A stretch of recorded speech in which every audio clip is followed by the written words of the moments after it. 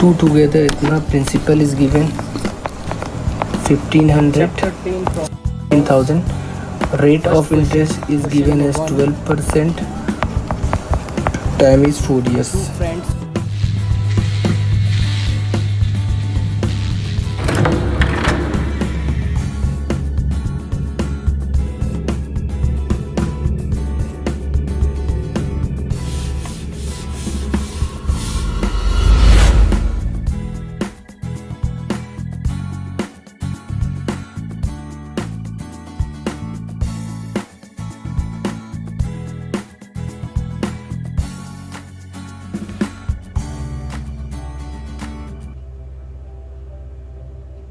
Ratio and proportion, chapter 5, exercise 5.1.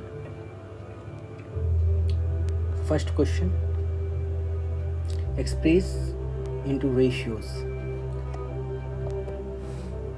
4 months and 1 year 6 months. Second one, 75 paisa and rupees 1 and 25 paisa. Third one, 60 centimeter and 0.6 meter. Fourth one, 1.2 kg and 60 gram. So we need to find the ratios. तो in ratio में क्या होता है, तनासुब जिसको बोला जाता है, ratio में यूनिट्स नहीं होते हैं बिकॉज ये सेम क्वांटिटी के होते हैं. सेम क्वांटिटी के बीच हम लोग रेशियो निकालते हैं. ओके, तो solution,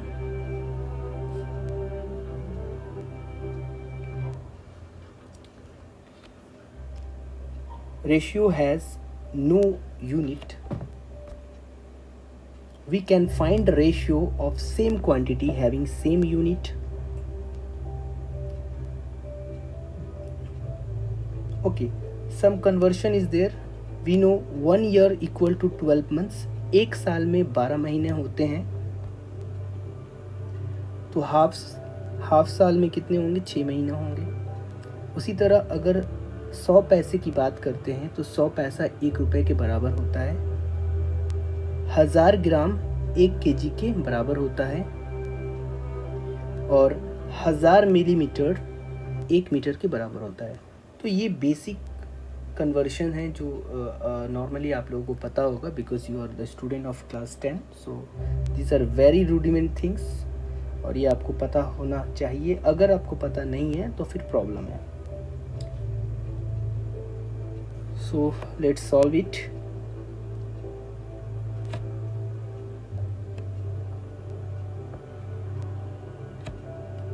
okay, I take this place to solve this. हमें क्या करना है, इस क्वेश्चन में सबको मंथ्स में कन्वर्ट कर देना है और रेशियो निकालना है. तो ये 4 मंथ तो है, रेशियो निकालना है. 1 ईयर में कितना मंथ होता है सर? 1 ईयर में तो 12 मंथ होता है और 6 मंथ पहले से यहाँ पर है. तो इसका मतलब ये हुआ कि सर 4 मंथ इस टू 18 मंथ और यहाँ से मंथ कैंसिल आउट हो गया बिकॉज ये यूनिट है. जैसा कि मैंने कहा यूनिट नहीं होता है. और 2 2 जा और 2 9 जा. इसका मतलब ये हुआ कि 2:9 हमारा पहला का आंसर हुआ. ओके, अब उस तरह हम लोग सेकंड भी करते हैं. सेकंड के लिए यहाँ पे हम लोग जगह ले लेते हैं. चलिए, 75 पैसा एंड रुपीज़ 1 and 25 पैसा. तो रुपीज़ 1 पैसे में सबको कन्वर्ट कर लेते हैं. तो ये 75 तो रहा पैसा इस टू 1 मतलब 100 पैसा और यहाँ 25 पैसा ऑलरेडी है. तो इसे सॉल्व करने पर ये 75 और ये 125p. यूनिट को हटा देते हैं, सेम यूनिट है. 75 25 3 जा 25 5 जा. That's mean 3:5 is our required answer. Now come to question number 3. यहाँ कर लेते हैं. 60 सेंटीमीटर एंड 0.6 मीटर. ओके, तो जैसा कि हम जानते हैं यहाँ पर 1000 मिलीमीटर है. तो अगर इसको सेंटीमीटर करते हैं तो एक 10 से डिवाइड ये हो जाएगा, that's mean 100 centimetre is equal to 1 metre. तो सबको क्या करते हैं, सेंटीमीटर में कन्वर्ट कर देते हैं। तो ये 60 सेंटीमीटर तो रहा, 60 सेंटीमीटर तो है ये।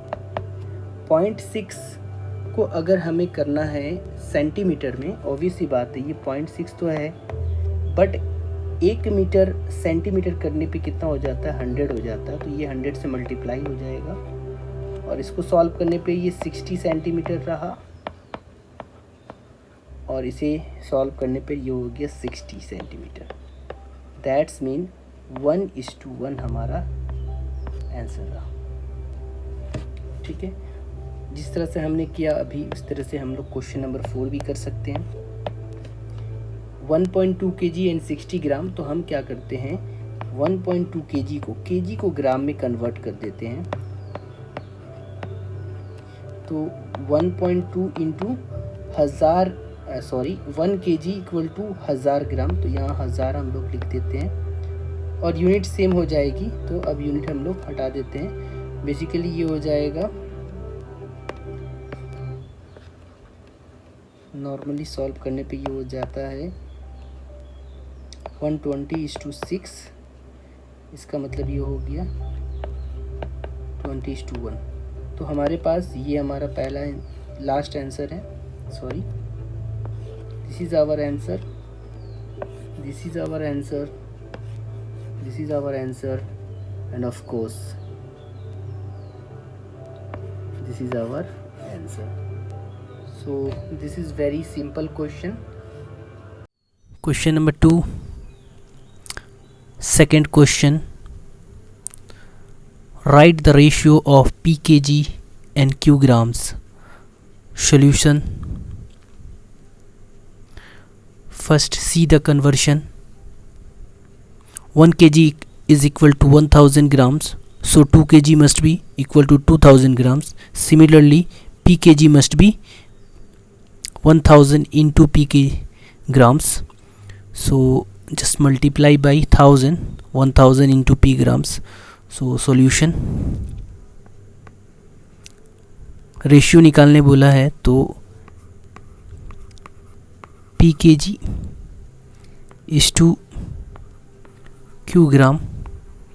Just convert kg to gram. So 1000 p gram is to q gram. Same unit, gram cancel out. Required answer is 1000 p is to q. This is the question 2, Roman 2. Let's write when it is possible to find ratio of x days and z months. Solution.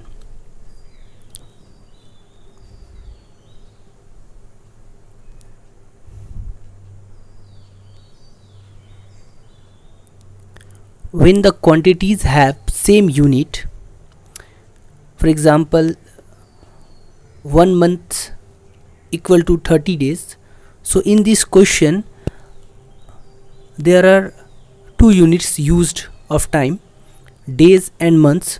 So we have to convert either days into months और months into days. हमें क्या है, एक unit में convert करना होगा और हम जानते हैं बेसिकली एक महीने में ऑन एन एवरेज 30 डेज होते हैं. सो आवर आंसर इज़ जब हम यूनिट्स को सेम कर देंगे. Thank you. Question number 4 of question 2. Let's find mixed ratio of A upon B is to C, B upon C is to A, comma C upon A is to B. Now just see solution. We know, सबसे पहले concept देख लेते हैं. Mixed और compound ratio of A is to B, C is to D and E is to F is ACE is to BDF. Actually ये आया कैसे, तो very simple process. Just right this like A:B, C:D, and E:F. If we find mixed or compound ratio, just multiplies this and just multiply this. So after multiplication we get ACE dot BDF. This is our required compound ratio or mixed ratio. Now our solution is, we have given A upon B is to C, B upon C is to A, and C upon A is to B. So just multiply this, once we multiply it we get A upon B into B upon C into C upon A, C upon A, and here CAB. So we need to solve it.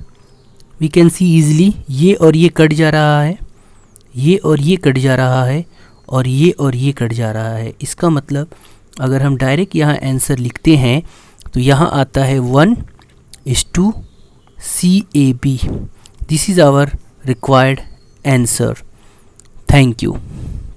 Question number 5 of question 2 is, let's write by calculating what ratio and x square is to yz will form the mixed ratio xy z square.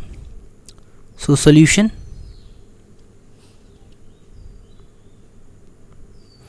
Okay यहाँ पे बोला है कि हमें mixed ratio का concept use करना है. तो हमें एक रेशियो निकालना है. For example let us assume that ratio is A:B, and इस रेशियो को हमें क्या करना है,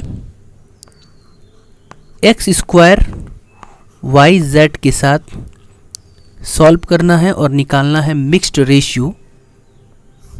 बट मिक्स्ड रेशियो हमारे पास अवेलेबल है और ये है x y is to z square. ये मिक्स्ड रेशियो क्वेश्चन में गिवन है. तो इसका ये मतलब हुआ कि सर जब आप इन दोनों को मल्टीप्लाई करिएगा तो ये इसके बराबर होंगे, और सर जब आप इन दोनों को मल्टीप्लाई करिएगा तो ये जेड स्क्वायर के बराबर होगा. तो इस चीज़ को हम लोग ऐसे लिख लेते हैं, therefore a x square must be equal to x y, और यहाँ से हम ए निकाल लेते हैं, x upon y x square, that's mean y upon x. Similarly b into y z must be equal to z square, और जब यहाँ से हम b निकालते हैं तो ये हो जाता है जेड स्क्वायर अपॉन में वाई जेड, और इसे सॉल्व करने पर आता है z अपॉन वाई. देयरफॉर यहाँ मैं आंसर कर देता हूँ. हमारा जो आंसर होगा वो होगा y upon x is to z upon y. इसे हम फर्दर सॉल्व कर सकते हैं, और फर्दर सॉल्व करने पर ये y अपॉन एक्स हो जाएगा और ये हो जाएगा y अपॉन जेड. इसका ये मतलब हुआ sir y square upon x z y square is our required answer.